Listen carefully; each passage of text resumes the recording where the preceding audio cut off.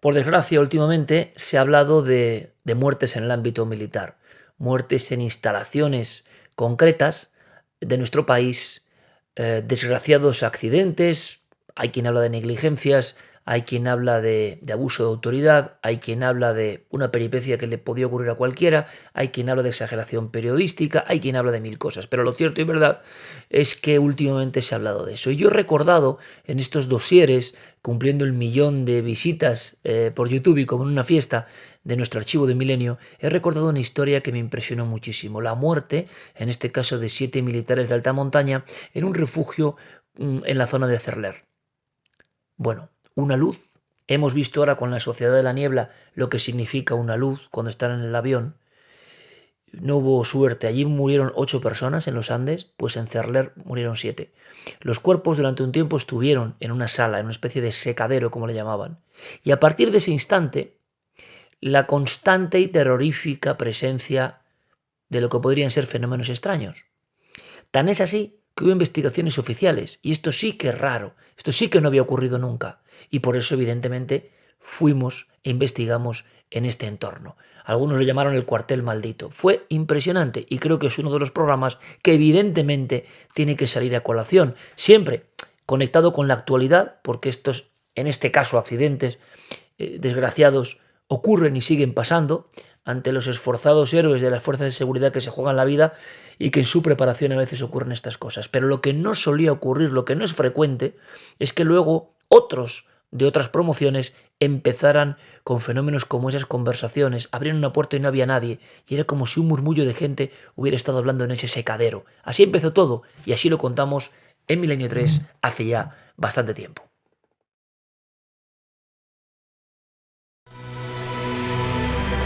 Yo pertenecía al batallón de Girona 8, la división de cazadores de montaña y Barbastro.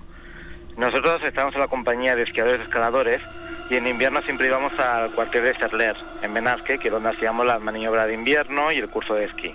El día 11 de marzo del 91 hicimos una ruta por los alrededores de la Neto, exactamente en la zona de Maladeta. Como era la previsión era de un día de mucho calor, pues teníamos que salir muy pronto, a primera hora de la mañana. Lo que ocurre es que hubo una serie de incidentes y salimos ya con bastante retraso. Por la montaña nosotros notábamos un ambiente un poquito raro. No había nada de ruido, no había mucho silencio, no se oían pájaros, no se oía el viento, como que parecía una premonición. Era la primera vez que no llegábamos hasta el objetivo final, no llegamos hasta el pico porque por el calor que hacía y lo tarde se nos había hecho, parece que los mandos ya tenían miedo de que hubiese riesgo de alud. Entonces nos hicieron dar media vuelta y estuvieron un poco discutiendo sobre el camino más correcto para volver. Finalmente volvimos por el pico de Tuca de Paderna. Esquiábamos en grupos reducidos, en fila y con mucha precaución, ¿no? Recuerdo que yo iba en el segundo grupo. Yo no era un esquiador demasiado experto, pero hice una bajada bastante buena, incluso fui adelantando a bastantes compañeros por el camino. Cuando llegué a la ladera, giré para colocarme mirando hacia arriba, hacia la montaña, al lado del sargento Leal, y entonces oímos, los pocos que estábamos allí, una especie de trueno, ¿no? Un sonido muy fuerte, y vimos como si la montaña se nos viniese encima.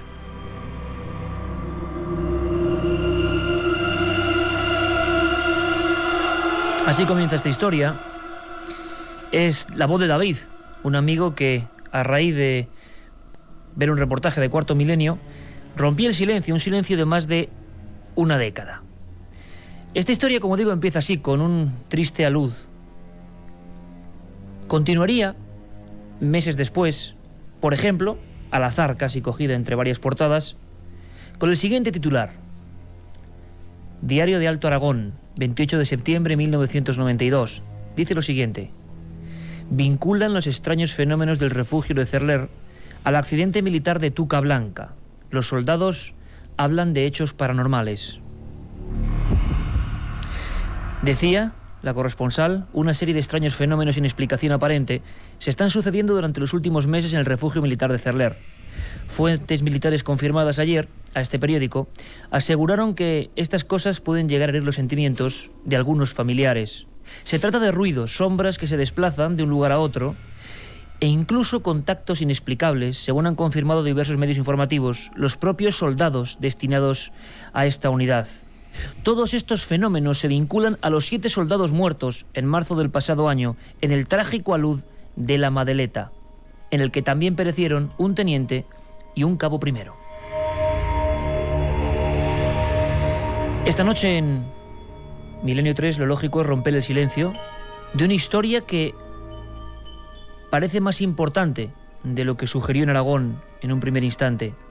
Unas cuantas páginas, unos cuantos recortes, unas cuantas fotografías, unos cuantos testimonios. Y al final, como siempre, el olvido. Durante toda la semana hemos indagado, hemos preguntado, hemos buscado, hemos intentado rastrear nuevas pistas. Y nos hemos quedado sorprendidos. Milenio 3, Iker Jiménez, en la SER.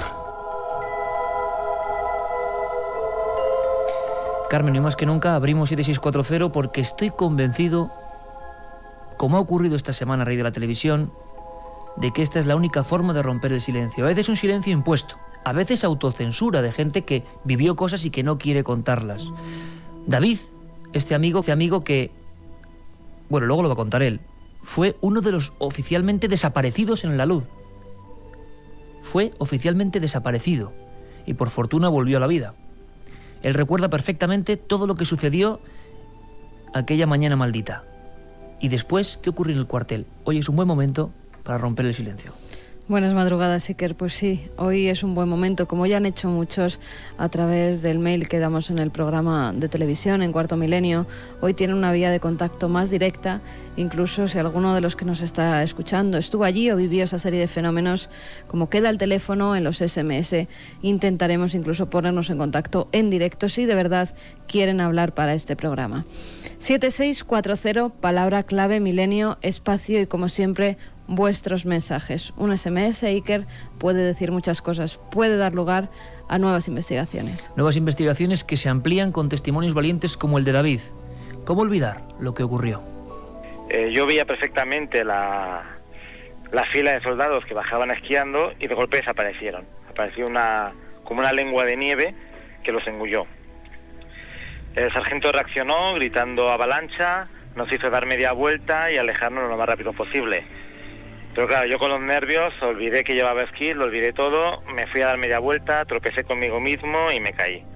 Entonces quedé tumbado en el suelo, mirando fijamente hacia la luz, viendo cómo venía hacia mí, y entonces a un par de metros donde yo estaba había un poquito de subida y un par de metros antes de llegar a mí, la luz se detuvo. Tuvo suerte, pero 9 compañeros no pueden contarlo. Ante todo, porque sé que habrá familiares que escuchen esta historia, yo quiero dar un abrazo fraternal y nuestro máximo respeto para esas víctimas, a quienes se recuerda todavía con una placa y una cruz de hierro muy cerca de Tuca Blanca, del pico de Tuca Blanca. Por supuesto que creemos que fue una tremenda desgracia, pero lo cierto y verdad es que los propios soldados, no nosotros, son los que han vinculado aquel accidente trágico con lo que luego empezó a pasar en el cuartel.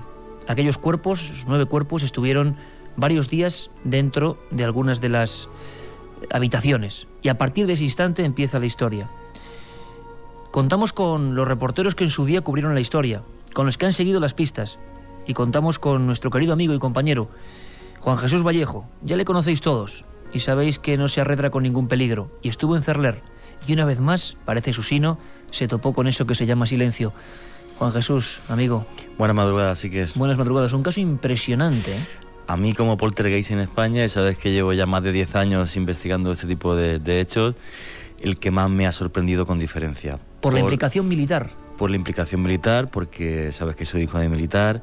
Entiendo que los testimonios de los militares es gente que jamás miente por su honor y por su trabajo, y que no se arruga ante cualquier cosita, ¿no? Más gente que está acostumbrada a andar por la montaña, a adiestramiento militar con armas, y no es gente que se sugestione fácilmente, están acostumbrados a dormir por la noche del campo, y pude hablar con militares que me contaron cosas impresionantes, cosas que ahora relataré, y que bueno, ese silencio, pues espero que poquito a poco el Ministerio de Defensa, como otras veces, pues nos deje poder entrevistar a esos militares para que cuenten simplemente sus vivencias.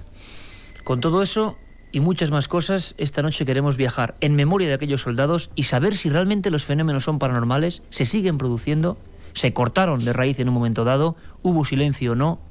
¿Qué ocurrió? Vamos a intentar descubrirlo esta noche.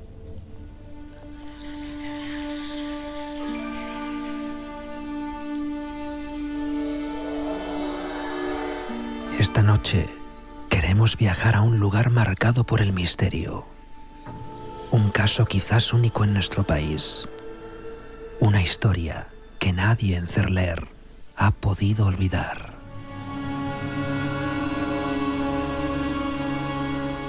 Los terroríficos fenómenos ocurridos dentro de aquel cuartel de montaña aún siguen siendo motivo de pesadilla para los protagonistas que los sufrieron.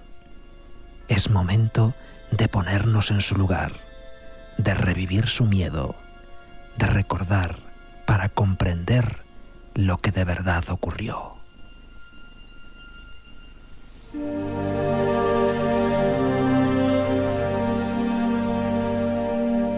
Milenio 3, en la SER. 1:47, siempre en directo, 18 grados con 8, Estudio 1, Cadena SER. Hoy, pues sinceramente impactados con esta historia, que pasó, excepto en Aragón, con más pena que gloria, y que ahora, gracias también a la fuerza de la radio y de la televisión, parece que se reabre, con todo el respeto, eso como siempre. Aquellos días fueron apretados para los periodistas aragoneses. El periódico de Aragón decía: psicosis en el cuartel de Cerler, psicosis en el cuartel de Cerler por la aparición de fenómenos paranormales. En el antetítulo decía: los soldados dicen haber visto los fantasmas de los 7 militares que perecieron sepultados por una luz el pasado año en la zona del Aneto. Decía: la psicosis se ha extendido entre los 20 soldados que se encuentran prestando el servicio militar en Cerler, por la supuesta aparición de los fantasmas de 7 militares que murieron sepultados. Sigue dando más datos, hay una serie de encuestas y se habla incluso de que altos mandos militares, bueno, están por lo menos planteando la posibilidad de que haya una investigación parapsicológica oficial. Algo pasaba allí, desde luego. En Radio Zaragoza tenemos a nuestro corresponsal en Aragón, Ángel Briongos. Imagino que vivió muy intensamente estos sucesos cuando ocurrieron. Él ya corría carretera arriba, carretera abajo, buscando las pistas del misterio. ¿Me escuchas ya, Ángel? Buenas noches. Hola, buenas noches, te escucho, Iker. Testimonios que, hombre, impactan, ¿no? Como este superviviente que fue dado en la primera lista de desaparecidos. Luego nos contarán muchas más cosas. Cuando releemos estos titulares, tú que lo viviste de cerca, ¿qué te viene a la mente? Bueno, pues lo que me viene a la mente en verdad es, pues bueno, lo lamentable que resulta todo esto, ¿no? Que haya muertos por medio. Y bueno, y que haya unos fenómenos que en ocasiones pues son dudosos, porque siempre todo fenómeno paranormal hemos de ser escépticos ante ello, por si es alguna broma, alguna novatada, ¿no? Eso es lo que me viene a la mente, intentar discernir de alguna manera lo serio en algo tan serio como en algo que a veces se da tan a la broma, ¿no? Como puede suceder en pueblecitos de alta montaña o en las mismas grandes ciudades. Intentar diferenciar lo serio de lo que no lo es tanto. Junto a Javier García Blanco, en un reportaje hacia el año 96-97 en la revista Enigmas, lo recordamos perfectamente quienes estamos metidos en este mundillo, habláis a nivel oficial y nacional ya de alguna forma pues del asunto de Cerler, de qué pasa, de qué ocurre, y empezáis a toparos con testimonios de personas concretas que vivieron pues poco menos que un infierno. ¿Qué es lo que más te llamó la atención de aquellas pesquisas sobre el terreno, Ángel? Pues mira, la verdad es que una de ellas que no había salido a la luz hasta ahora, que te lo voy a comentar, es una cosa que a mí me ha sorprendido otra vez retomando el tema, como en aquel momento, digamos que no, de alguna manera no lo dijimos, pero bueno, es porque un sargento, en el momento de la luz, al parecer, eso supongo que habrá llevado a la investigación, lógicamente, el tema militar, ¿no? Los militares, parece ser que se rebeló porque no querían pasar por una zona concretamente y le puso la pistola en la cabeza a un teniente y que le dijo que por ahí no pasaban. Y bueno, pues al final el comandante le quitó el arma y la graduación y continuaron por allí. Yo no sé, pero como, de alguna manera este testimonio que hoy ve por primera vez la luz, yo sinceramente llego a pensar, ¿y si todos estos fenómenos extraños y todos estos fenómenos paranormales de alguna manera están clamando porque aquello se resuelva, porque a lo mejor hay algo que todavía, quizás ese silencio, esos asuntos internos, militares y demás, todavía no han conseguido resolver. Bueno, eso se dijo, incluso se planteó, tengo aquí varias columnas de prensa, Ángel, Sí. Que hablaban de que había, bueno, pues un sinfín de historias colaterales cuando hay una tragedia de este tipo, ¿no? Hablamos de 9 cuerpos, 9 militares. 9, sí. Y había gente que decía, bueno, pues que clamaba justicia, varias cosas, y muchas personas argumentaron que esto podía ser una treta, es decir, una broma, para que el tema no se olvide, y otros hablaban de que no, de que la vertiente espiritual era esa. Juanje, tú has estado allí y has hablado con implicados militares en la historia, que si no hay un permiso oficial no pueden hablar, pero han hablado contigo. Sí, efectivamente. Hay una persona con la que yo pude estar hablando que todavía es militar, que es suboficial y que, bueno, pues me contó una serie de historias que refrendaban toda la historia que antes me contó Ángel Briongo, la que también me contó José Miguel Trayero, que investigaron los hechos en el año 92 cuando suceden, a partir de septiembre. Y bueno, yo me quedé muy impresionado, muy impresionado. ¿Por qué?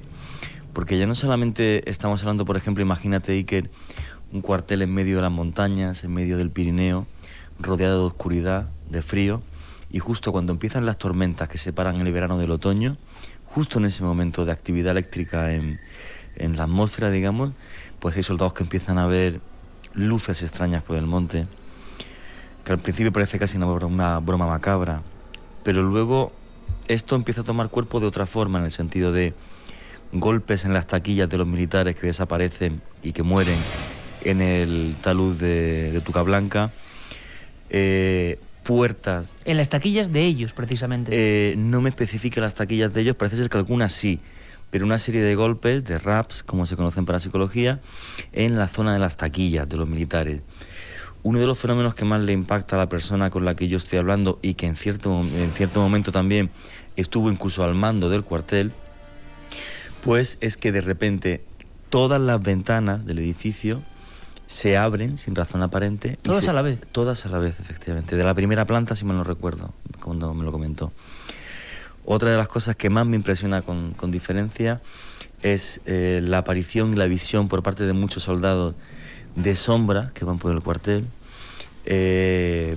Otros soldados que comentan incluso que un casquillo de bala de cañón sale disparado a algunos metros.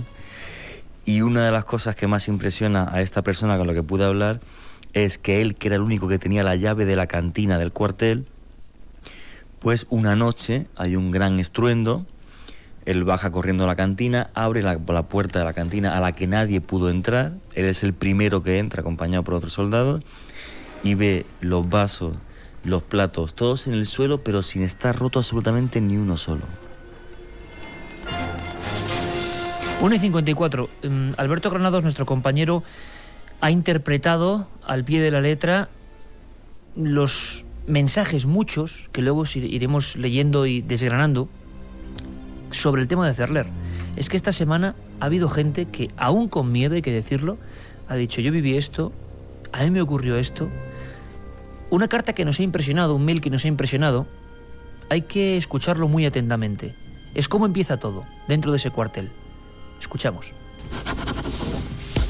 Queridos amigos de Milenio, no tengo palabras para describir lo impresionado que me quedé cuando hablasteis en el último programa de Cuarto Milenio de los casos de Poltergeist en el cuartel de Cerler y el grado de importancia que tuvo el caso en su momento.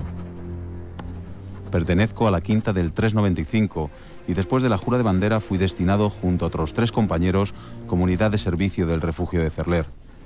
El primer día se nos hizo una visita de todo el complejo. En un momento dado nos preguntaron si conocíamos la historia de fantasmas que allí existían. Dicha pregunta coincidió en una parte de la visita, la llamada sala de juegos, situada al final de la escalera, en la parte más alta del refugio.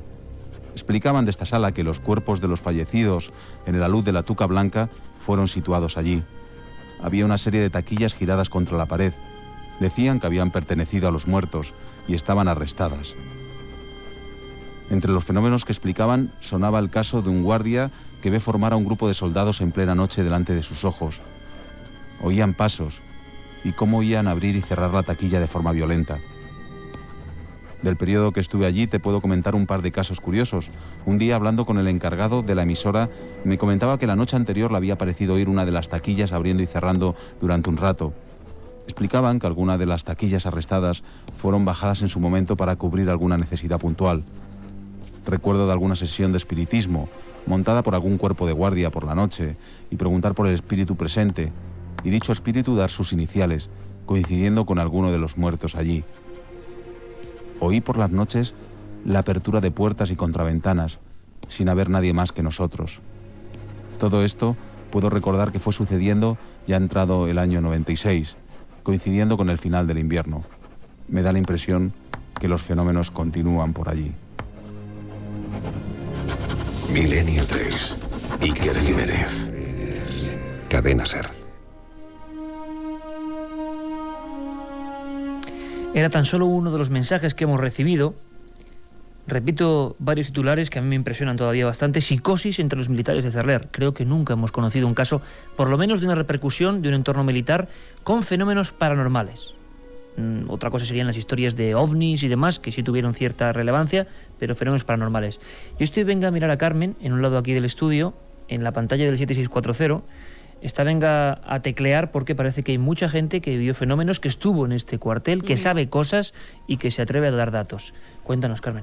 Pues en esa vía de contacto, ya sabéis, 7640, palabra clave milenio, espacio, y vuestros mensajes. Nos llegaba, por ejemplo, uno de José, que nos decía: de bromas, nada. Me llamo José, estuve 4 años destinado allí y cada vez que íbamos era horroroso. Por las noches las guardias eran aterradoras. Rodri de Valladolid dice que es muy extraño, que podría tratarse de una sugestión colectiva provocada por la tragedia del accidente. Un abrazo.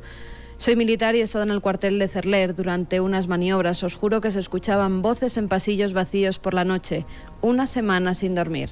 Yo hice la mili en esquiadores, escaladores en Cerler desde febrero del 93 y no sabía nada, ni nadie nos dijo nada sobre estos fenómenos. Yo estuve en el cuartel de Barbastro, nos dice otro, en febrero del 92. Se hablaba de cosas que pasaron después del accidente. Esto nos lo comunicaba Óscar. Yo estuve en Tucablanca. No puedo hablar, aunque me gustaría. Qué gráfico ese testimonio, ¿eh? No puedo hablar aunque me gustaría. Yo pertenecía al grupo de esquiadores y en el año 90 ya se sentía algo en el refugio. ¿Se han captado psicofonías en el cuartel? Nos pregunta Alex desde Elda. Pues no, que sepamos no. Yo hice la mili en Huesca en el 94-95 y tocaba subir a hacer guardias a ese refugio y ya corría la historia e incluso vi una foto misteriosa.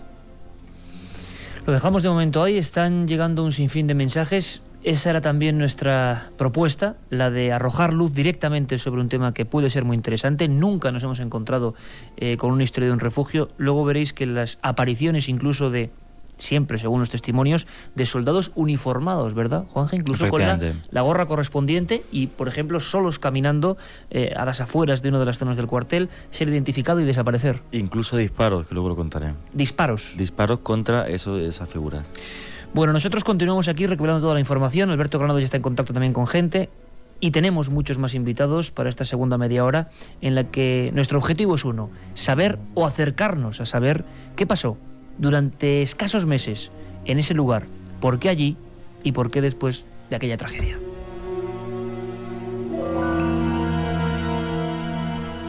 En busca de una explicación. Iker Jiménez, Milenio 3.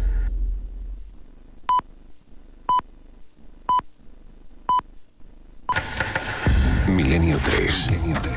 Detrás del misterio. En busca de una respuesta. Cadena SER.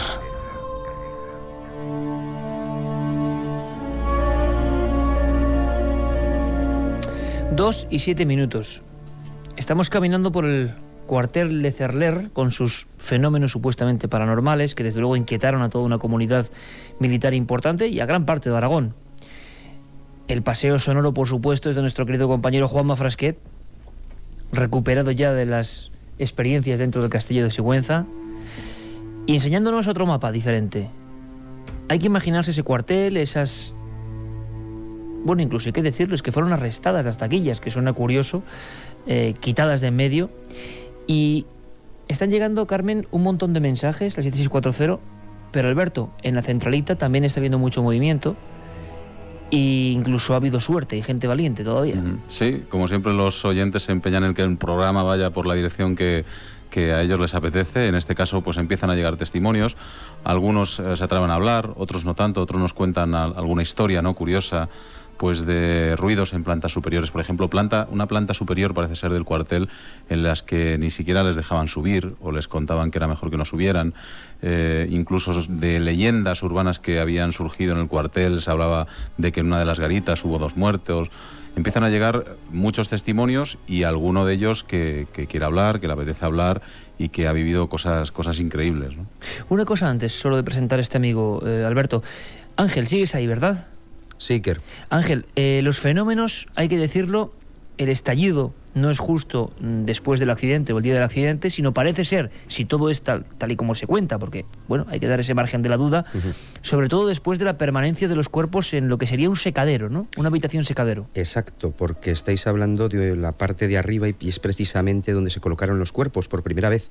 Es allí donde era el foco principal de los fenómenos paranormales. Es allí donde eran arrestadas esas taquillas puestas contra la pared y para que no se golpearan las puertas, y es precisamente esa última planta, incluso la zona que fue cerrada también. Allí había también un botiquín que fue totalmente clausurado prácticamente, porque tan pronto la única persona que tenía las llaves del botiquín, pues cuando salía apagaba la luz y cuando volvía pues se encontraba con la luz dada, ¿no? Entonces es principalmente el foco de fenómenos era la planta de arriba, la planta superior.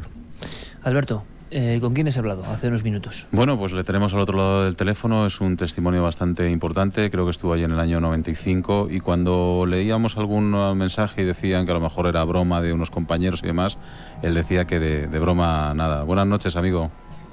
Hola, buenas noches. Que de broma nada, ¿verdad? No, de broma nada de nada. Y el que haya estado allí, yo he estado desde el año 94 al 98 y de bromas nada. Ir allí era pasarlo mal.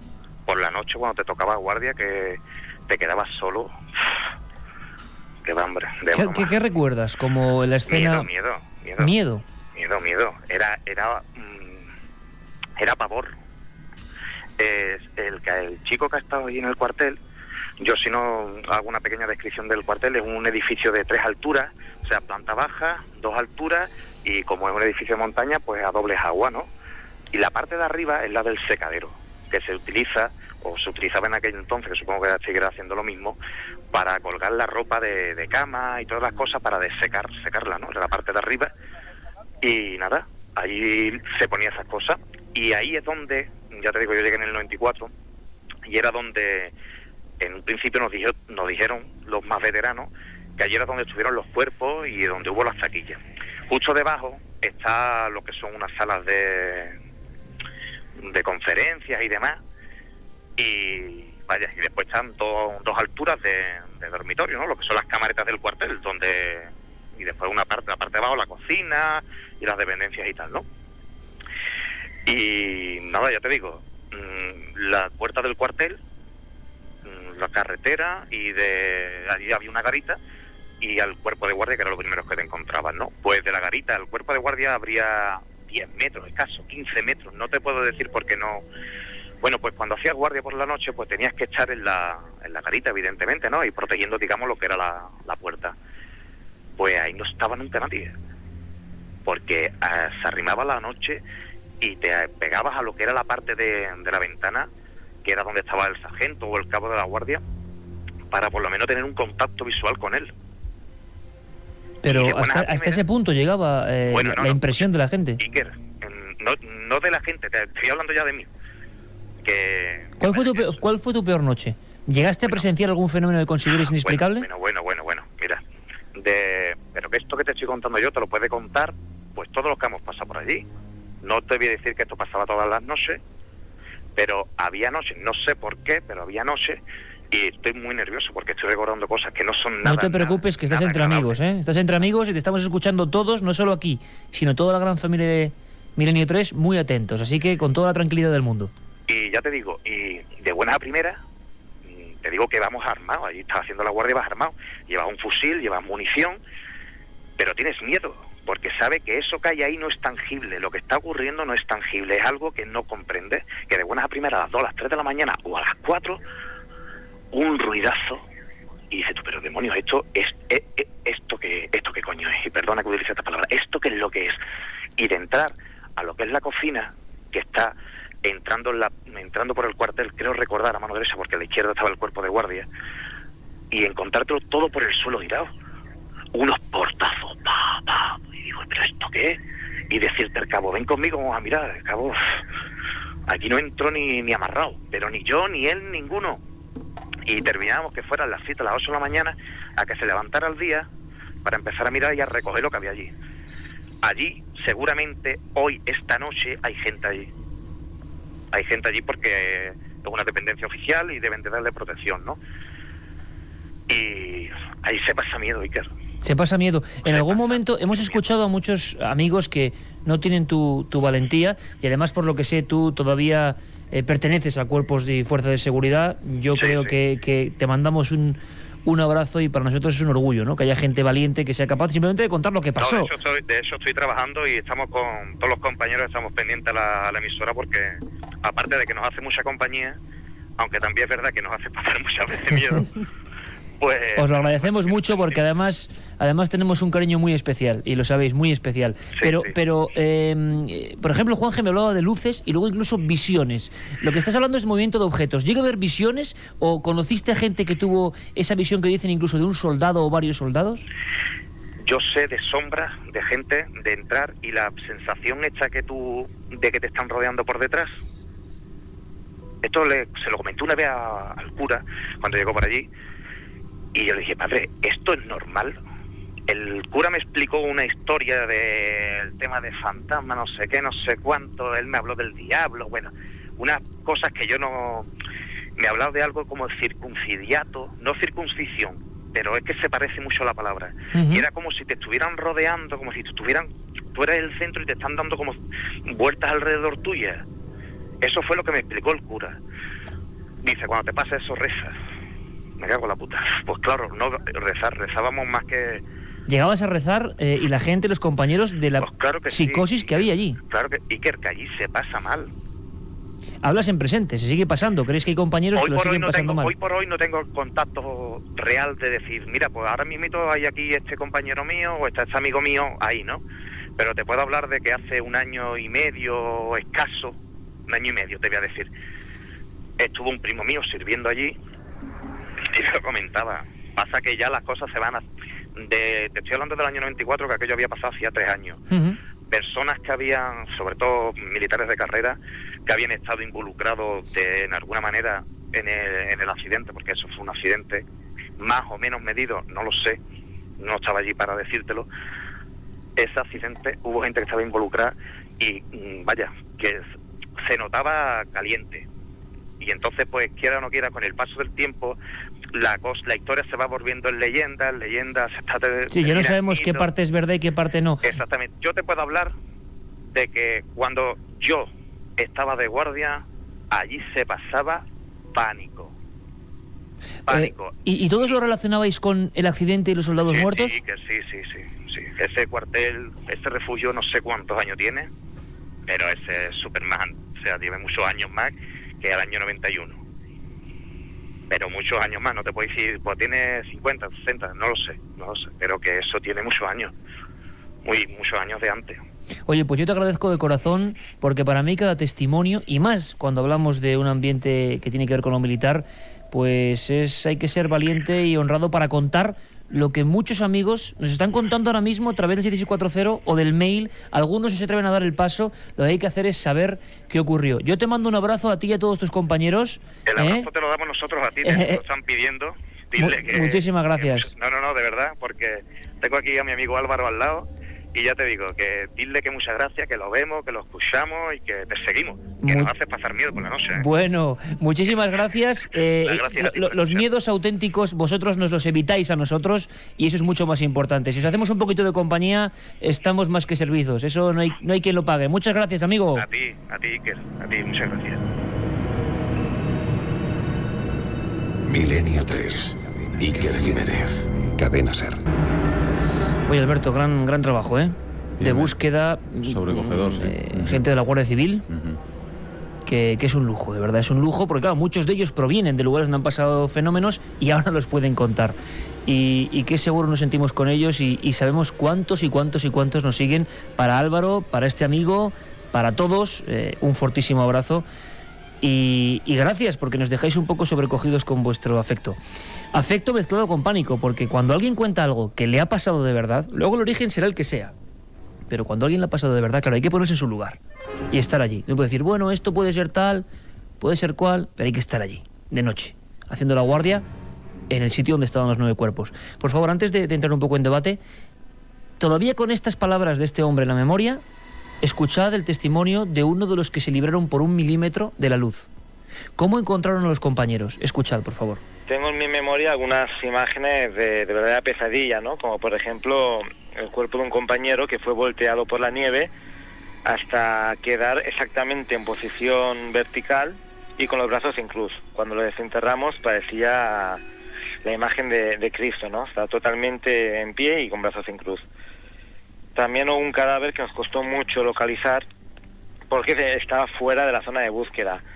Resulta que con la avalancha no murió por el golpe, fue cuando estuvo con conciencia, pero se desorientó por el miedo, por el pánico, no pensó bien, intentó escarbar para buscar una salida y en lugar de ir hacia arriba fue avanzando en línea recta, con lo cual se salió del perímetro de búsqueda y costó mucho encontrarlo.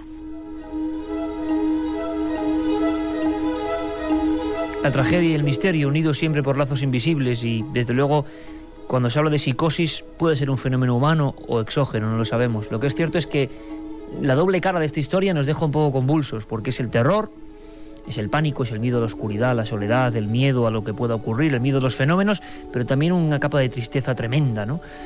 Por estos chavales que perdieron su vida y que, bueno, algo se ha quedado ahí. Juanje, te llevabas la mano a la cabeza. Sí, porque este caso realmente, bueno, aparte que sabéis que soy hijo de militar, pues, no sé, me ha impactado muchísimo, ¿no? Y por varias cosas, y una de ellas te va a sorprender mucho además. Primero porque yo no conozco ningún caso en España, ni un cuartel, ni en ningún sitio, donde sobre esta sombra, que decía este muchacho que le rodeaba, una noche un soldado incluso llegó a disparar a estas sombras que salían de la nada.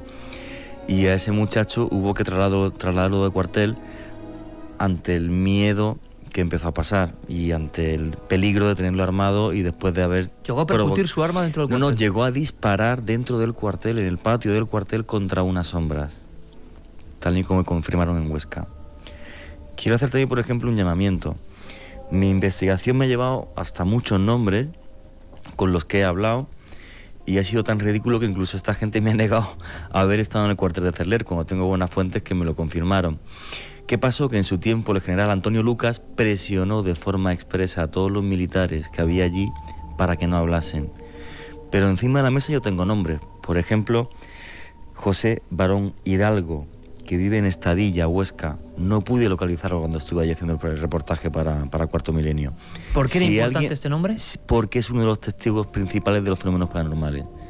Me gustaría, si alguien puede darnos alguna pista para poder encontrarlo, pues se lo agradeceríamos eternamente. Aun si no nos desplazaremos a Estadilla a intentar buscarle.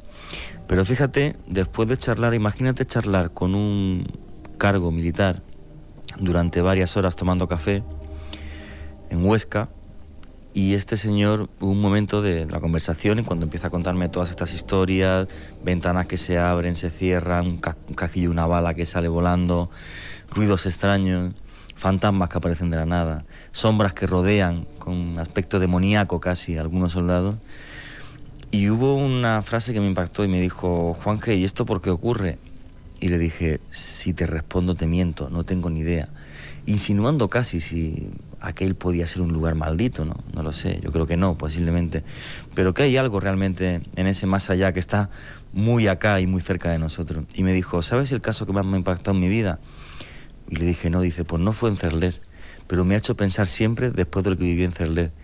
Y me dijo: estaba en un cuartel y un soldado se levantó la tapa de los sesos en la garita. Dice: y me tocó ir a mí junto a otro soldado cuando estaban limpiando todo aquello, y le dijo el soldado que estaba al lado: ¿cómo puede hacer algo alguien así, de esta forma? ¿Cómo puede de repente volverse loco y saltarse la tapa de los sesos? Ese soldado esa noche pasó la noche en la garita y hizo exactamente lo mismo, a las 24 horas.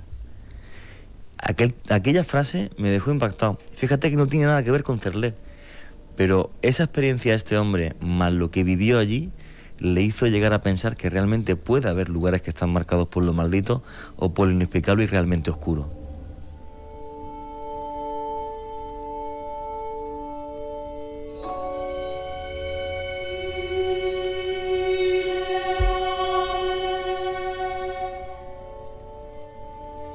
Me comenta Alberto Granados a las 2:24 que Miriam Martínez, del diario de Alto Aragón, está escuchándonos, y ella, por supuesto, hombre, aquí tenemos un dossier de prensa muy grande donde se demuestra que el impacto del accidente fue tremendo, ¿no? Imagino que se habló mucho de eso y que aún, dicen algunos, se quedaron como aristas sin resolver. Miriam, buenas noches. Hola, buenas noches. Imagino que esto marcó profundamente la actualidad de toda esa comarca, ¿no? Fue un accidente, no se han repetido hechos, imagino, de esas características.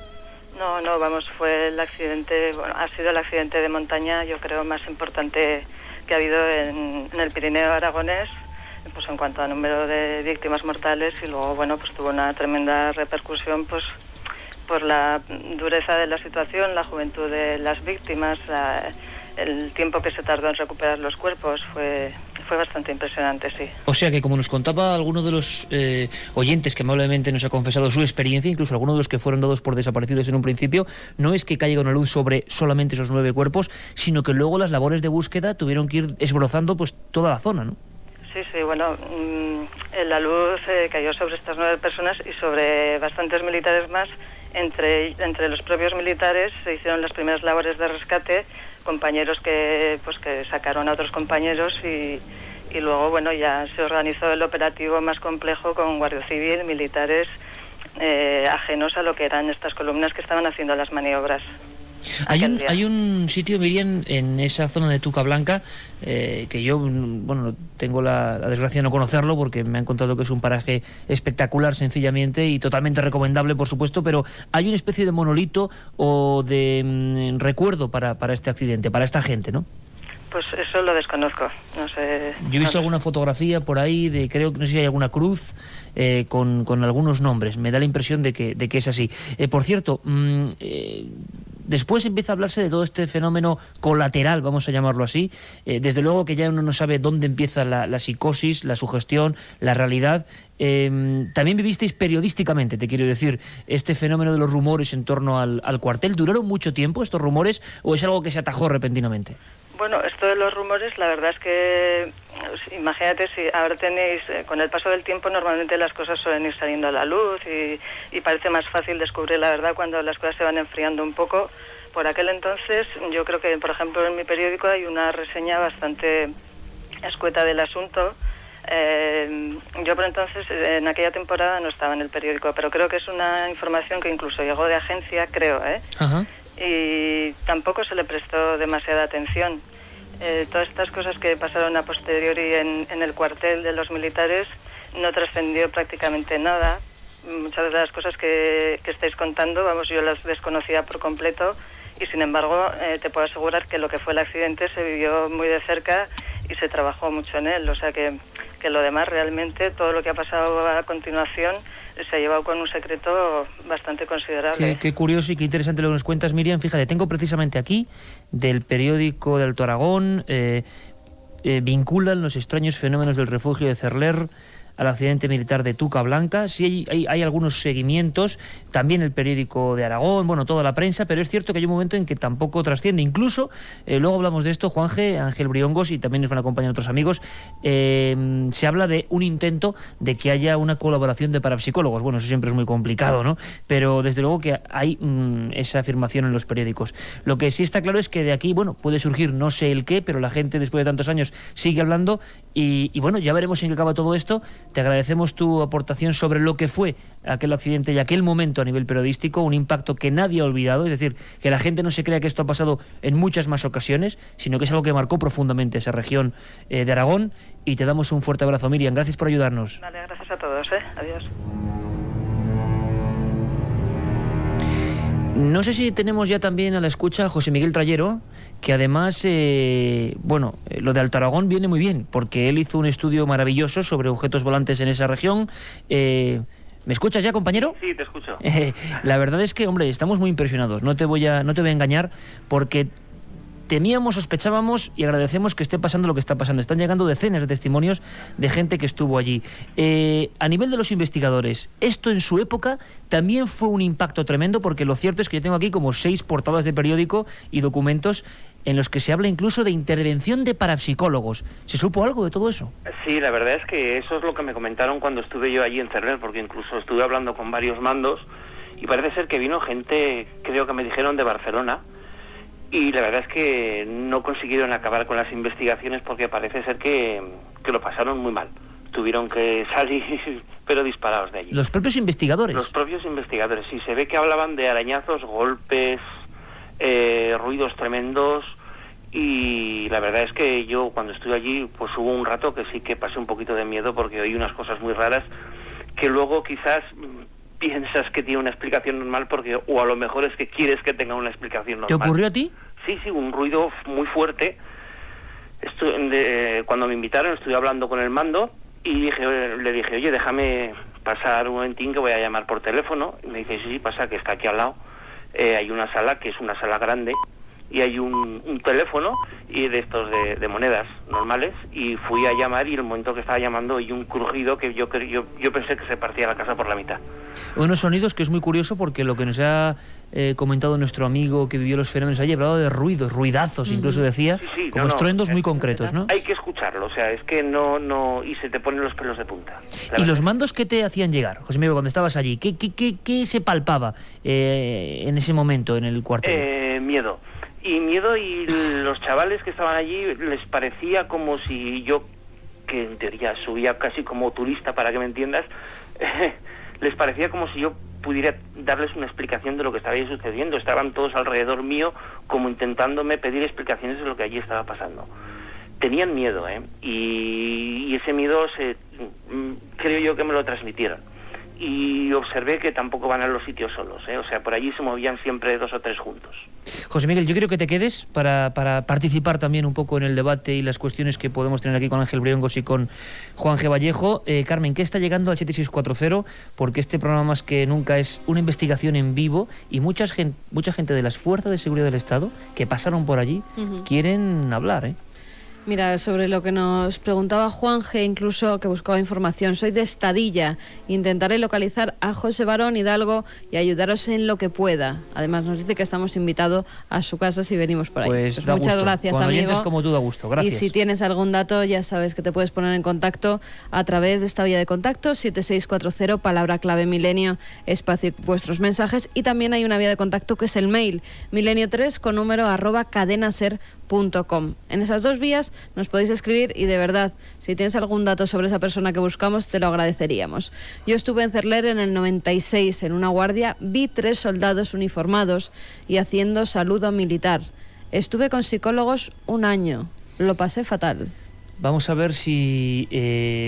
ya una pausa, Carmen, porque aquí estamos hablando de apariciones de soldados, muchos de ellos con gorras características. Ángel, desde Radio Zaragoza, hay muchos soldados que hablan, que dicen, que ven, incluso alguno define sus propios compañeros desaparecidos, y con el traje de ese día, ¿no? El traje de esas maniobras concretas. Sí, exacto, y cómo se aparecen y cómo llegan a la zona de... No solo que lo que comentaba antes también el soldado, el guardia civil que relataba lo que allí vivió, que los rodeaban incluso, ¿no?, en la garita, y por eso se iban precisamente a la zona de la pared, sino que además también los veían cómo llegaban de esquiar, digamos, pues como si aquello no hubiera sucedido, como si el accidente de ese 11M trágico del año 91 no hubiera ocurrido, ¿no? Y bueno, llegaban allí, se apoyaban sobre las literas, incluso cuando se sentaban sobre la cama, al parecer se hundía la cama y de repente se desvanecía por completo, y bueno, totalmente desaparecía el soldado, y bueno, pues imagínate lo trágico que tiene que ser eso. Luego también es muy curioso que Luis Alberto Perucho, este es el panadero que suministra al cuartel, que ha suministrado, ahora creo que no, porque hemos estado siguiendo este tema y me parece que ahora no lo suministra, el pan y demás, ¿no? Pero hubo un día en concreto que no le dejaron pasar precisamente por todo lo que estaba allí pasando. Fíjate. Escuchamos de nuevo a David, ese primer informante que nos dio su visión de las cosas.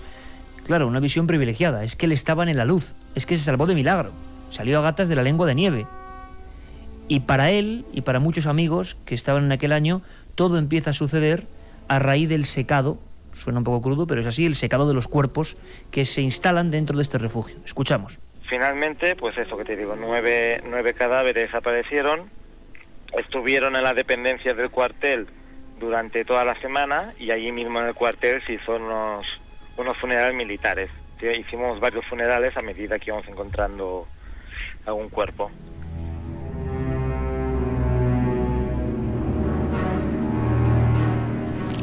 Bueno, pues fíjate, no sé si me habéis visto la cara que he puesto justamente al actualizar la pantalla donde van saliendo los mensajes. La cara que me recuerda que pasa algo, siempre. Pues sí, pues que tenemos localizado a José Barón, que es el padre de su novia, de la chica que escribe, y os pedimos por su salud, al parecer, parece que está enfermo, que no quieren molestias. Bueno, pero por lo menos existe. Enfermo no está, porque hace unas semanas sé quién estuvo con él. O sea, enfermo... A lo mejor es que no quiere hablar. Porque el general Antonio Lucas presionó expresamente a todos los que estuvieron allí. Ya te digo que he hablado con 4 o 5 militares que no han querido decirme, bueno, que no me reconocía. El testimonio, dicen ellos, que les presionaron, porque tampoco aquí podemos... De todas formas, en si eso, nos ¿no, lo permite Juanje? esta amiga, la llamaremos, sobre todo para interesarnos por la salud de José Barón. También y si puede ser, pues ponernos en y contacto si no, con él en algún momento. No pasa nada, porque respeto claro, total. Absoluto. Y además, oye, cada uno puede contar lo que quiera. Lo que es interesante es que los oyentes de Milenios, oye, donde ponen el ojo o la misión, ponen la diana y lo consiguen. Era un nombre entre millones de nombres que buscaba Juanje Vallejo y que si no quiere hablar está en su perfecto derecho. Claro, se cuenta que hubo presiones y silencio, pero eso lo cuentan los propios soldados. Bueno, no sabemos si es verdad o no. Javi desde Viladecans nos dice estas noches y con testimonios que transmiten la verdad pura y dura y ostentando los cargos que tienen no dejan indiferente a nadie. Sombras, ruidos, malestar, seguidos de un extraño silencio. También recibíamos un mail de Javier que nos decía: hola amigos, en estos momentos estoy en la cama con los pelos de punta escuchando lo de Cerler. Pues os hablo a pocos kilómetros de esta misma localidad y viví en mis carnes lo sucedido posteriormente. Estuve en operaciones especiales en Barcelona y nos tocó ir de maniobras a Cerler en el invierno de 1995. Te puedo asegurar que la sensación de lo ocurrido se palpaba en el ambiente, sobre todo por las noches. Se hablaba de una tabla ouija dibujada detrás de algún cuadro de los pasillos. Yo vi las taquillas arrestadas, estaban arriba del todo junto a la lavandería. Sobre la muerte de los soldados en la Tuca de Paderna siempre surgieron muchas dudas que hasta el día de hoy nunca se aclararon. Y los compañeros siguen con nosotros en este magnífico refugio. 2:36, Juanje, ahora me comentas lo que quieres decir, pero da la sensación de que primero se hizo espiritismo en varias ocasiones, por todo lo que estamos sondeando, incluso en las propias taquillas, que nos parece un poco macabro. Es normal que de promoción en promoción militar haya un rumor, una historia, y se intente, para bien o para mal, contactar con esa gente. Pasa en muchos sitios, se intenta, pero claro, luego no sabemos si esos intentos provocan luego más cosas extrañas, ¿no? Hombre, el caso es que a nivel militar el caso es tan evidente que se reclama la presencia de un parapsicólogo, o como tú bien dices, supuesto parapsicólogo, porque en este país no los hay, por desgracia. En otros países sí se estudia la parapsicología en universidades, que es José María Portoles, que tampoco le pude localizar en Huesca. De esto hace ya 10 años. Que José María Portoles estuvo allí sin que luego declarase absolutamente nada, José María Portoles. Y de otro lado, el general Antonio Lucas encarga un informe a Defensa y pude entrevistar a la persona que hizo el informe. ¿A la persona que hizo ese informe? Sí, para sí, a la Ministerio de persona que Defensa? tecleó ese informe y que estuve entrevistando a todos los militares durante varios días. O sea, el juez instructor de esa historia. No era un juez, no, era una persona de inteligencia. Estuve con la persona de inteligencia que estuvo haciendo ese informe por petición del general Antonio Lucas, informe que también pedía al Ministerio de Defensa, si no se ha destruido.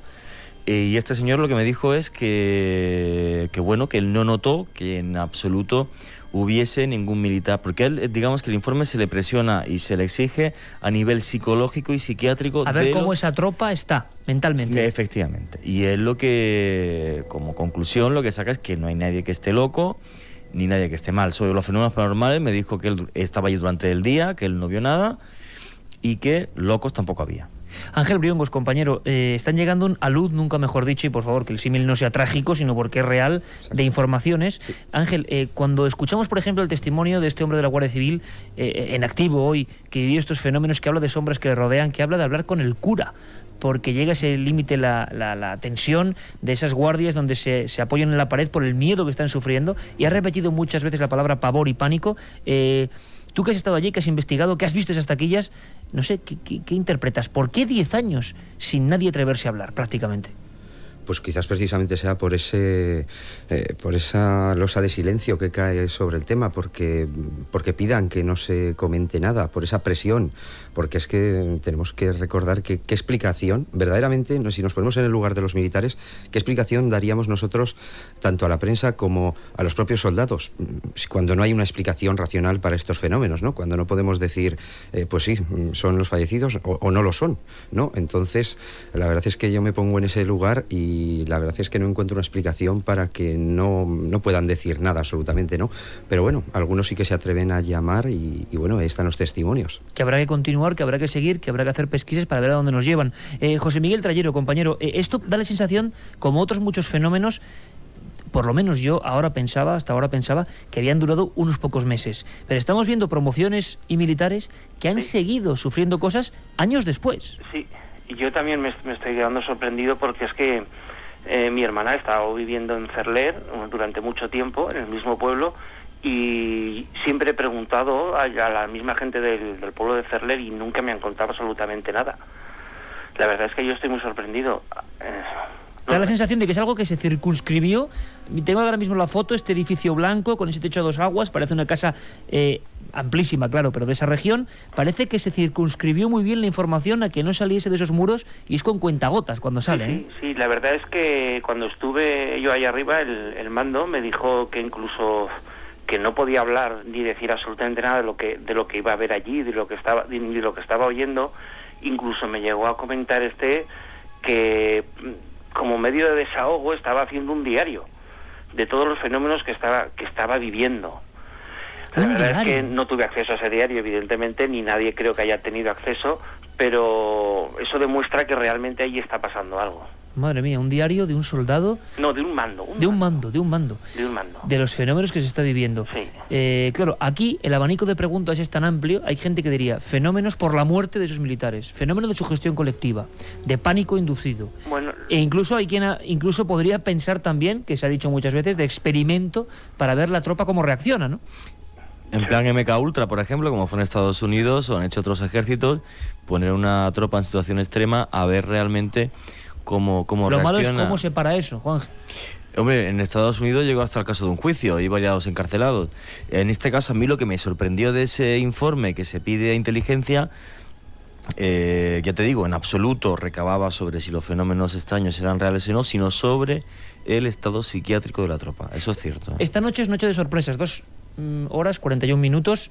Estudio 1. Carmen, creo que tenemos a un buen amigo y compañero de las ondas, además, que tiene informaciones muy interesantes. Tenemos a Ramón Álvarez, que durante unos años nos está trayendo misterios también por las ondas de la radio catalana, y creo que nos está escuchando porque él conoció a un guardia civil que también estuvo en Cerler. Buenas noches, Ramón. Hola, Carmen, buenas noches. Hola, Ramón, ¿cómo estás, amigo? Hola, Iker, ¿qué hay? ¿Cómo vas? Te mandamos un abrazo fraternal y muy fuerte, y imagino que también se te ha revuelto todo cuando has empezado a escuchar testimonios del tema de Cerler. Tú sabes, Iker, que me conoces, yo ahora escuchándote a ti y escuchando a Alberto, a Vallejo, a Ángel Briongos, me ha venido a la memoria pues todo aquello que me contó que el guardia civil, guardia civil ahora, entonces era militar, estaba allí destinado, y bueno, la forma que me lo contaba, aterrado, totalmente aterrado. Entonces, parecido a lo que nos han contado hace unos minutos, ¿no? Esa sensación del miedo que no se ha pasado a pesar del tiempo. Sí, exactamente. Él recuerda perfectamente, y ya te digo, esto me lo contó él hace unos 2 o 3 años, y todavía se estremecía, ¿no?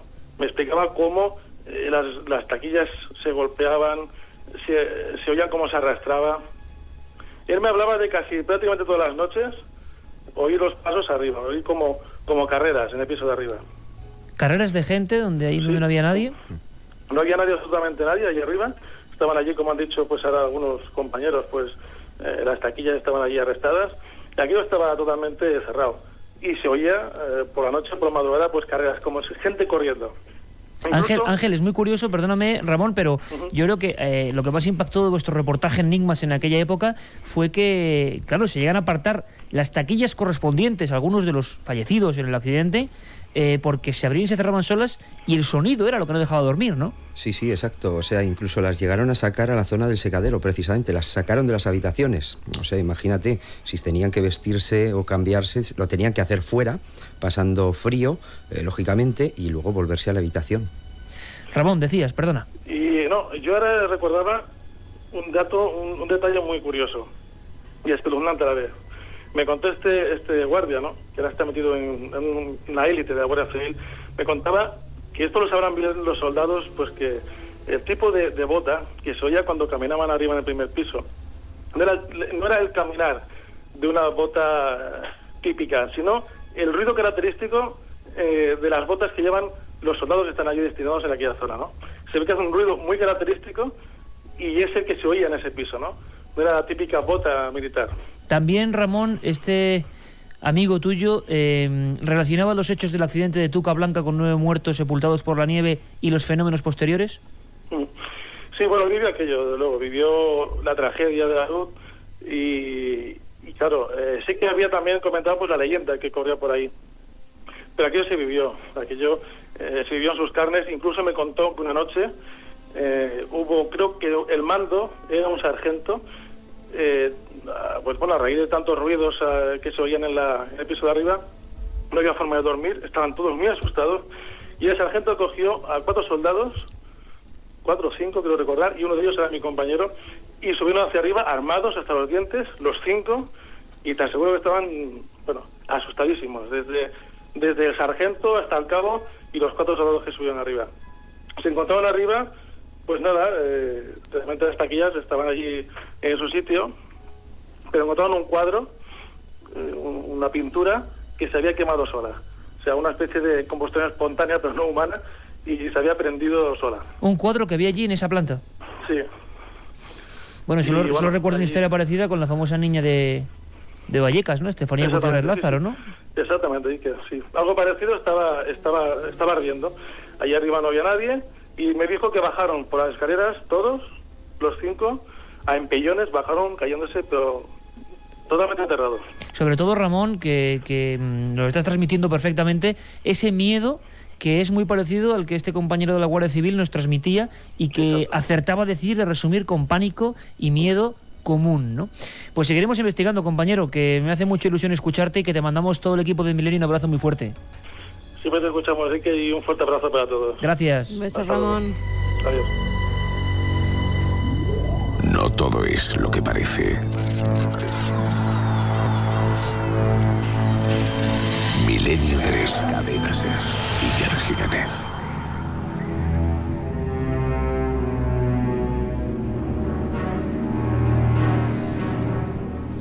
José Miguel, da la impresión, por lo que antes lo sondeábamos, que los soldados en diferentes promociones, en diferentes años, claro, sugestionados por la leyenda, porque esto tiene un carácter sociológico y humano, intentan algunos incluso hacer espiritismo. Una ouija, dicen, grabada en una de las taquillas. Todo eso pudo ser un remedio peor que la enfermedad, ¿no? José Miguel. José Miguel, ¿me escuchas ahora? Compañero, con algún militar que ha estado en reemplazos posteriores, se ve que también hubo algún graciosillo que se dedicó a aprovecharse de la situación y a hacer bastantes bromas. ¿Después de los hechos? Sí, o sea, hubo algún chaval que se dedicó a gastar bromas a los nuevos. Sí, con respecto a eso, incluso nos llegan mensajes que nos dicen que en Cerler que varios de los sucesos fueron una novatada, que llegó demasiado lejos, que busquemos a suboficiales con conocimientos de efectos especiales. O sea, que hubo gente que se aprovechó de ese miedo. Sí. Se ponían los monos de nieve con las capuchas y se paseaban por el cuartel y, claro, los chavales, pues con la historia, pues se asustaron bastante, sí. Oye, qué interesante este matiz, mucho más de lo que parece, porque que la broma sea con unos compañeros muertos primeros de muy mal gusto. Sí, pero pero bastante. Pero de muy mal gusto, y de malos compañeros, pero por otro puede abrir una perspectiva muy interesante lo que decía Juan G. Vallejo, ¿eh? A ver si no estamos viendo una maniobra de... Claro, lo que pasa es que tú haces toda una tropa y tienes a la gente desquiciada. Eso está clarísimo, de ocultamiento y de meter miedo a la gente, que en un lugar como estos, aislado, es muy fácil. Ya, pero en determinados años, Iker, porque hay gente de hasta el año 2000 que nos llegan mensajes que incluso vivieron fenómenos. 2000. Sí. ¿Tantos años van a seguir con la broma o con el experimento sociológico? Pero el problema, Carmen, es que hay un momento al principio del 92, en septiembre, que es cuando esto salta a prensa, y todos los que estamos aquí hemos investigado fenómenos poltergeist. Yo no recuerdo un caso donde decenas de vasos, copas y platos caigan y no se rompa ni uno, o que se abran 30 ventanas y se cierren a la vez. O el caso, por ejemplo, sí los hay, casos de resucitados que se conoce de alguien que falleció y aparece de nuevo. Pero claro, disparos contra sombras. Estamos hablando de una fenomenología poltergeist que se puede hacer una película, efectivamente, se puede hacer una película perfectamente. Mira, déjame que te lea una cosa, Juanje, para que la gente se haga una idea de lo que se publicó en la prensa, en el periódico de Aragón, concretamente. Se habla de que un sargento y un cabo de Guardia Civil son los primeros que investigan en la zona del secadero, y dice textualmente el periódico, no duraron más de una hora ahí dentro, ¿no? Esa primera investigación es la gota que colma el vaso y que hacen que salgan de allí despavoridos. Luego, lo dice el periódico de Aragón, no lo digo yo, que luego dice, en Benasque, edición del 27 de septiembre del 92, en Benasque todos son rumores acerca de las razones de estos fenómenos. Y dicen, en palabras de los soldados, como murieron por culpa de los mandos, porque había riesgo de aludes y no deberían haber salido, ahora han vuelto para que recuerden lo que hicieron. Lo más curioso es que dice el periódico de Cataluña, bueno, el periódico en su edición de Aragón, el sargento que ayer sábado, 26 de septiembre, año 92, se encontraba de guardia, tenía una visión diferente. Y decía este sargento, según el periódico, al morir en circunstancias trágicas, sus almas, dice el sargento de este cuartel, están en el purgatorio y están pidiendo salir de allí. Por eso se manifiestan como lo están haciendo. Claro, titulares como estos, en palabras de militares, yo personalmente no he visto en mi vida. Y hablas, me decías antes, Iker, que no se nos olvide, el hecho también que desencadena otros hechos, la aparición de un soldado. Claro, o sea, esa vinculación entre el accidente Tuca Blanca y los fenómenos paranormales que aparecen en el cuartel de Cerler tiene una conexión muy clara cuando, por ejemplo, una noche los soldados que están en la puerta del edificio del cuartel de repente llaman al mando que está dirigiendo el cuartel aquella noche. El mando se presenta, dicen que han tenido una aparición como de 4 o 5 segundos de un soldado delante, y este mando, siento muy avispado, le dice, pero la aparición que habéis tenido, ¿cómo era? ¿Con boina o con gorra? Porque en el cuartel solamente había boina y las gorras solamente se utilizaban para salir a la montaña, y entonces le dijeron con gorra, y él se quedó ahí completamente descompuesto. Juan G., Ángel, José Miguel... Bueno, Carmen ya lo sabe, pero este programa es de esos que pasan muchas cosas, que se está tocando la fibra sensible de algo. Yo no sé exactamente de qué, pero de un hecho no bien resuelto, y que va a tener continuación porque nosotros, porque es nuestra obligación de periodistas, vamos a seguir haciéndonos preguntas. Pero es que me viene Alberto Granados corriendo por la puerta del Estudio 1, siempre en penumbra, no hay que añadirlo, pero es así, y con algo. Sí, con una nueva oyente que, bueno, pues que quiere hablar con nuestro programa. Se llama Rebeca, estuvo desde el año 95 en ese cuartel y sí que nos habla sobre todo, yo creo que la tónica general, lo de los sonidos de las taquillas, que creo que es lo que más la ha impresionado. ¿No es así, Rebeca? Buenas noches. Hola, buenas noches. Si eres tan amable, baja un poquito la radio para que podamos escucharte bien. Me decías que sobre todo lo más impresionante, los sonidos de las taquillas, ¿no? Efectivamente. Yo quería puntuar que es la tuca de Paderna, no la tuca blanca. Ajá. Y bueno, según he estado oyendo experiencias que ha contado gente y eso, a ver, yo he estado allí muchísimos años, entonces hay que puntuar que ahí está el edificio, está sobre una falla que se va moviendo, entonces se ha creado una grieta y entonces muchos de los sonidos que se oyen es por el movimiento que crea esa falla. Curiosísimo, o sea que hay un elemento físico que puede provocar esos sonidos que dicen hay que oírlo, ¿no? Y puede ser eso. Efectivamente. Bueno, pues lo que interesantísimo. pasa es que sí que es cierto que se oyen golpes de taquillas, se oyen ruidos raros, la bota Camet sobre todo, es que hay... ¿La bota, perdóname? Las botas Camet, las botas que puntuabais antes, que citabais antes, son unas botas especiales de montaña que se llaman bota Camet, entonces tiene la planta muy dura, son unas botas mixtas, entonces la suela es muy dura y tiene un sonido característico. ¿Y la has llegado a escuchar? Yo no. ¿Y yo gente, no. compañeros? Sí, además yo tengo, vamos, un jefe de los nuestros es una de las personas que estuvo enterrada y sí que nos ha contado pues eso, experiencias que no son muy agradables, la verdad. ¿Experiencias como cuáles, lo que se pueda contar, Rebeca? Pues sonidos, sobre todo sonidos, sensaciones que te rodean, que no sé, oírles es un poco... A mí me pone muy nerviosa oírle. Te entendemos porque hemos escuchado varios testimonios y todos inciden en una sensación como de pánico, de miedo y de cuando están haciendo la guardia o en algún lugar solitario, como si fuera un grupo o algo que les rodea, ¿no?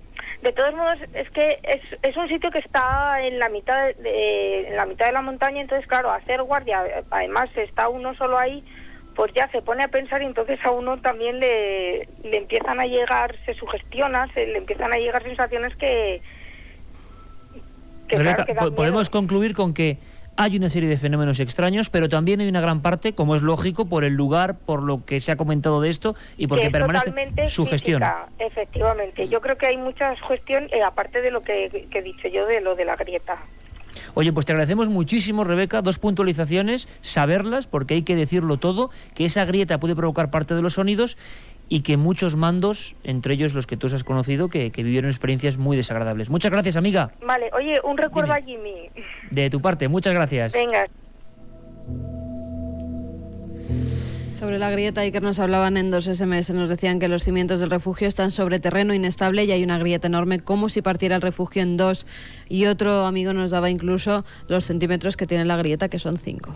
Qué interesante eso es una maravilla, ¿eh? La gente activando una historia que parecía dormida, olvidada, que es muy dramática, porque incluso varios periódicos hablan de que varios de los soldados, más de 10 puede haber testigos en total de este tipo de cosas, ven una formación de soldados con los brazos a la espalda y como haciendo formación fuera.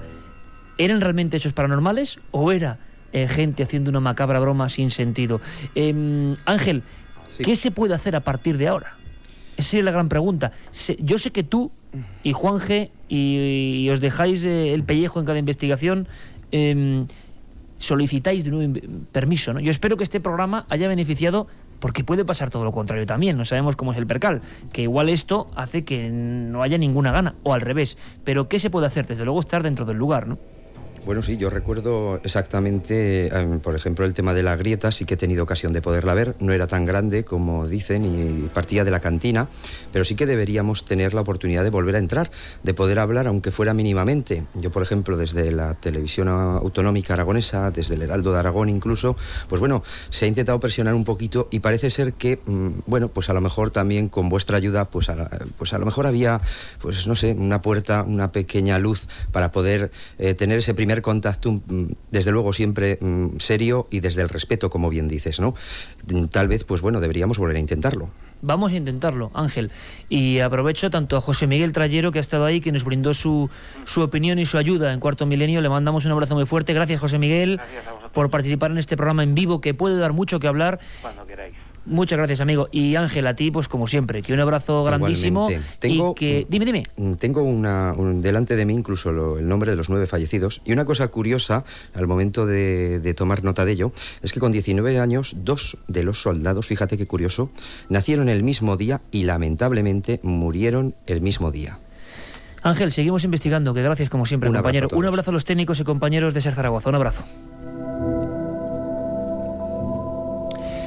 Juanje, pues que esto hay que reabrirlo. Se ha reabierto ya hoy, este día concreto, la historia de Ferler. Hace exactamente, se van a cumplir 15 años de los sucesos, la gente ha vuelto a hablar. Hombre, yo espero realmente que el Ministerio de Defensa me deje entrevistar a un par de personas que son claves en esta historia porque vivieron los hechos de primera mano desde el comienzo y me dan una fiabilidad total. y con nombres y apellidos. El Ministerio de Defensa tiene ese fax que volveré a reactivar y volveré a hablar con ellos, y espero que el Ministerio de Defensa... Digno de novela, compañero. Sí, yo espero que sí, que el Ministerio de Defensa me dé permiso, porque hay gente que, bueno, simplemente es contar unas experiencias, no tiene nada que ver con ninguna otra cosa. Yo me crié en una casa cuartel, he estado siempre con militares, yo soy una gente maravillosa, vengo esta semana, sabes, de abrir también un polígono militar, no voy a contar nada, Calla, no adelantes. Que tienes mucho peligro. Juanje, como siempre, muy un abrazo muy grande y muchas que gracias, esto suena muy bien y que seguiremos la pista porque ya estuviste allí, habrá que regresar. Seguro que sí. Gracias como siempre, Juanje. Compañeros, Alberto, Carmen, que esto sigue y creo que... las pistas porque llegan muchos mensajes. Víctor Manzanares, por ejemplo, nos dice que él estuvo allí en 1994, que se cree que fue una negligencia ese terrible accidente, pero que bueno, que todavía hay mucho que hablar y que seguiremos con este tema. Bueno, y yo os dejo con la voz, Carlos Cala la pone, de lo que podría ser uno de esos soldados que regresa.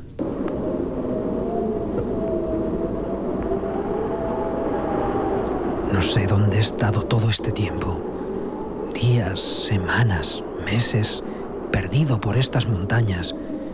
No siento el calor ni el frío, pero siento una terrible necesidad de volver a ver a mis compañeros en el cuartel. Me perdí de ellos aquella mañana y desde entonces me quedé solo. Ahora voy por el buen camino. Sé que he encontrado el sendero que me conduce hasta el barracón. Allí podré reencontrarme con los demás y pedirles que me ayuden con las heridas, sobre todo con estos cortes que llevan sangrando casi 2 años. Es curioso el poder de resistencia del ser humano en circunstancias extremas. Todo este tiempo sin comer, sin beber, sin dormir, vagando sin rumbo y sin otra necesidad que llegar. Tengo que llegar. Tengo que entrar en ese cuartel para decirle a todos que tengan cuidado, que la nieve mata.